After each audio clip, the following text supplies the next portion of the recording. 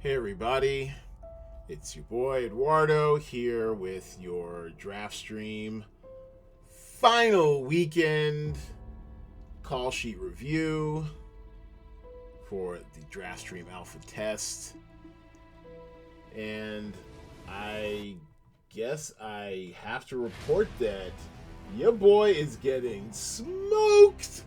Oh my goodness, I felt so good about my call sheet going into it.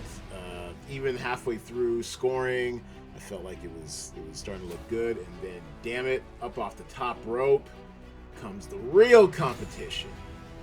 It is not a coincidence that Gamble 24x7, aka G24 the homie, right now has tied for the perfect call sheet. That's how tough it is to win this week. You need perfection just to be at the top of the leaderboard, not too far off. The pace is Jaybird, less than 2 points behind. Actually, just under 2 points behind. And Henry YYZ, another Canadian, Battle of Ontario right here, is just 8 points off that pace as well. I mean, my God, I am down here in 7th. We'll take a look at what I've been doing wrong. Re-examine my life choices, perhaps. And then, of course, the brown baby down here in the bottom half. Tragic. All right, so let's take a look at Perfection, aka Gamble 24x7's call sheet. Jealous already. And yeah, this is what it looks like. You've got, what is it, 1, 2, 3, 4, 5 titles. All right, actors from 5 titles. Close enough, season 2. And here's the heart of it right here. The optimal stack of Ginny and Georgia. Super cheap, super profitable. Look at all this value. My God. Look at that value. 139.63 from 5,600. That's almost 25x value. That might be a record in this game. Like, seriously, did I really mess that up or what? Did I totally underestimate the salary for that show or what? And actually, I think I've seen like little bits and pieces on Netflix over the last few days. I mean, I don't know. I mean, it looks interesting. I might have to check it out. I mean, see what all the hoopla is about. So anyway, so Ginny and Georgia is the optimal stack, and then headliner stacks from Night of the Kings, Snowfall, them Caliars, them hard Caliars, my man boy, Damson Idris. Yeah, matter of fact, Damson Idris, I mean, a Brit, just totally killing the Cali accent, the black Cali accent. Loving Snowfall season 4 had a 2-episode premiere. Killed it. Literally. Can't wait to see what comes next week and week to week.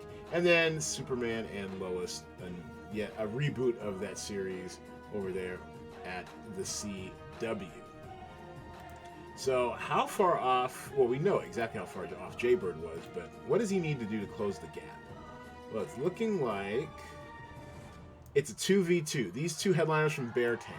So if Beartown gets any more traction, then it's probably curtains for G24. And let's see what Beartown's scores looking like. Well, they look pretty well established. It came out on the 22nd, so that was that Monday. So I don't know if there's a lot more room to run with these scores. I mean, let's see what happens if we just do a like 0.2 in IMDb. Is that enough? That is enough! 0.2 in the IMDb would be enough for Jaybird to take over the lead. So we'll keep an eye on that. And his little 2v2. Henry YYZ, welcome back. It's been a while since we've seen our other favorite Canadian up in the place. And everyone had the right idea. The value was obvious. Get you an optimal stack of Ginny and Georgia. He also piggybacked off of Jaybird with the Beartown headliner stack, one Night of Kings actor, headliner stack of Snowfall, and Superman and Lois And these are all really, really good call sheets. That's why they're ahead of mine. Oh man, I mean, look, I mean, they get almost all the top three almost get all three of their call sheets ahead of me. That's how bad my call sheet is. And I really thought I was doing something here too. Look at my call sheet. I went hard on Ginny and Georgia, a 5-pack right here. I squeezed in a 3-stack of Snowfall with a Minari headliner. That's how much value you're getting, how much salary relief you're getting from Ginny and Georgia right here. And then Beartown. I honestly thought this was going to do it for me. But,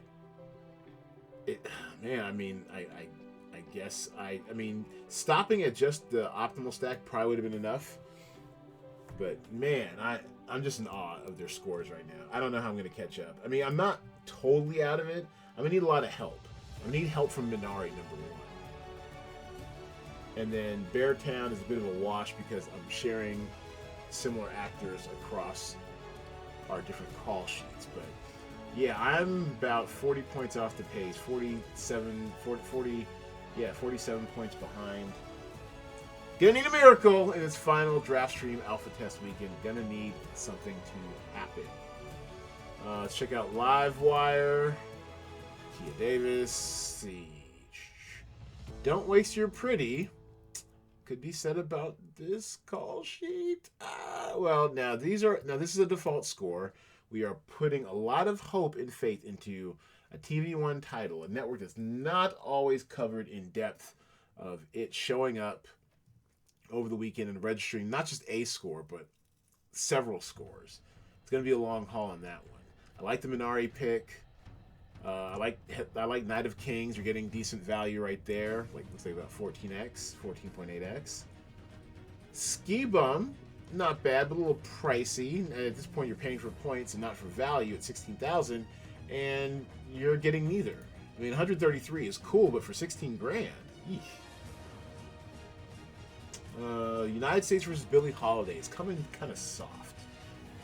Livewire, and then Till Kingdom Come is doing all right. So your prospects don't look that great. Everyone seems to have their game face on, out for this expanded prize pool. $250 up for grabs. 100 to first, $70 to second, 30 for third, with a $50 low ball bonus. Gotta get that bonus. Let's see. Dalo. Dave Long, welcome back. And this one, he put a lot of faith in the Bigfoot family, which is doing okay. Ginny and Georgia, I like. Headliner stack from Minari. Strong move right there. Definitely paying up for the points. Punky Brewster. Cheap for a reason. Cheap for a reason. Also a small strategy tip. Where you can, use your day player on someone, on like your highest scoring title. Like say, for example, Minari, of this pack that you have, 1, 2, 3, 4, of these 5 titles you have on your call sheet, I'd probably do maybe, if you want, if you could afford it, I'd probably either do a day player on Minari, or maybe even a day player on Tom and Jerry. You know, those scores are generally value laden enough, because doing that's, you gotta get more bang for your buck. Otherwise, then Tom and Jerry, and I'm torn on this one. Like, I loved Tom and Jerry growing up. It was my favorite cartoon. That and Woody Woodpecker. But I don't know about this, man. But apparently it's getting decent reviews so far, but the people have yet to weigh in. So we'll have to keep our eye out on that. All right, let's go low. Oh, no, hold on a second. Before we go low, check in on Mom. 13th. Now, this still could be a truly 4-day game. A lot can still happen. There's going to be some jockeying. There's going to be some more scoring. But a fairly inauspicious start, Mother. The Draft Mom. This right here is a risk, but the type of risk I like. Everyone loves Biggie. Some of the early reviews are in. The people haven't seen it yet. It doesn't drop on Netflix until late Sunday night, technically Monday morning. And Biggie, yeah, here it is. So 100 from Rotten Tomatoes, just under 70 from Metacritic. So if you put in like a 90 and a 9.2, well, Mom's still back there, but at least she's in the 1200s. But I actually think because everyone loved Biggie so unconditionally, I wouldn't be surprised if we saw Google user score and IMDb scores just that high. All right, and then Law, our third place winner last week, just off on the wrong foot. Like, I'm not sure, is this supposed to be a low ball call sheet? So I was a little confused. I think it might be a low ball call sheet because it's got all these millennials in here. Punky Brewster. At least at the time I was making my call sheet, didn't seem like a whole lot of upside to those titles right here. Snowfall headliner and co-star. Snowfall is fine.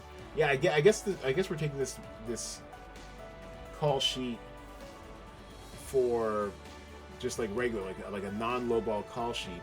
And I like these right here. I like this troika right there. This headliner stack is super risky. Super risky. You're truly not going to know anything near what your final score is going to be until Monday after 12 p.m. Pacific time. So it's risky, but it could pay off. All right, so let's take a look at the low.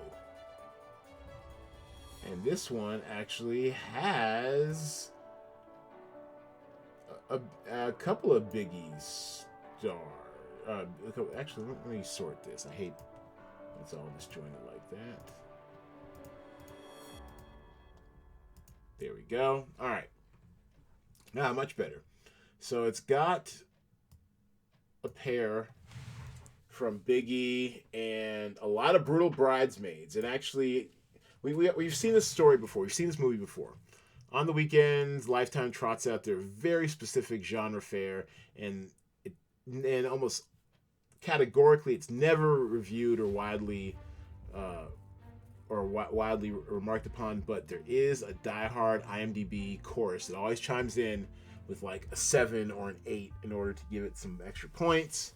So I'm not sure if Brutal Bridesmaids will stay on this lowball call sheet for long. G's and Ann, not much activity there. The Pond in the United States versus Billie Holiday for 763.65. And how close? Golly, he is 8 points behind perfection, and I am 13 points behind his near perfection.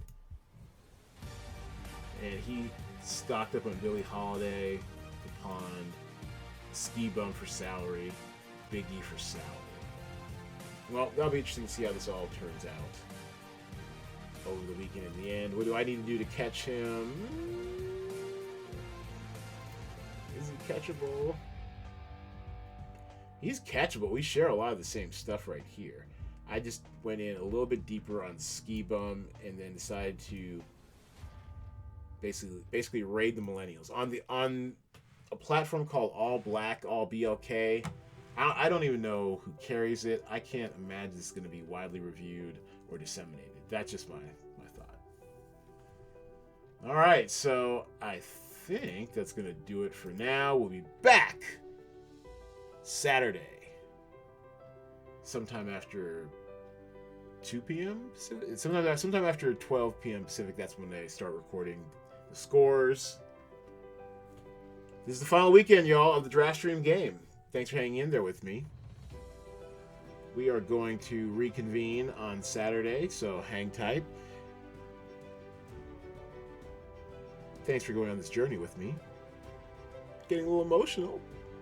What am I gonna do for new stuff to watch? My game curator will be going. Anyways, we'll be back a little verklempt on Saturday for our Saturday estimates update, the final one, and see if there is any furniture moving upon these top few contestants. All right. Thanks for watching, everybody. Holla at your boy.